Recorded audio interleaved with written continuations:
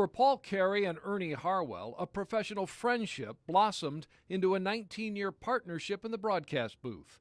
The two men were the team, calling the Tigers' action on the radio. Here for the play-by-play is Ernie Harwell. Thanks, Paul. Hi again, everybody. I'm forever flattered when people would refer to Ernie and Paul. It just, still today, people say, I used to listen to you and Ernie, or Ernie and you, and I'd have the radio under our pillow for the West Coast games and that sort of thing. It's flattering to be remembered, but I was really flattered to be with Ernie for all those years. The two men spent more time with each other during the baseball season than they did with their own families. Paul says Ernie was patient and tolerant.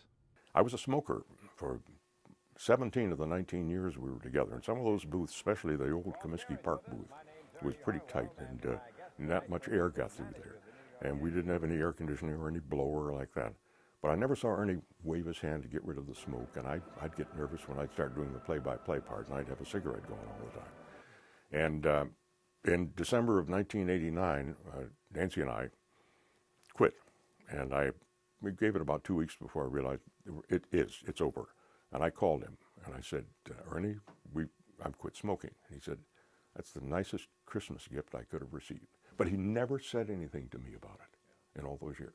Paul was in Cooperstown back in 1981 for Ernie's induction into the Baseball Hall of Fame. He says it was much deserved recognition. I think he was underappreciated for many years in the fraternity in a way.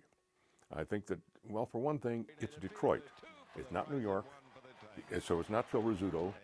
It's not Los Angeles, so it's not Vin Scully. It's Ernie Harwell, and it's Detroit, and it's the Tigers. And I think that we can tend to be overlooked often. In Ernie's presence, you could feel his humanity and recognize his spirituality. He lived his faith, what he did, and I think, and that showed in his broadcasts, and I think some of it rubbed off on me. I hope it did.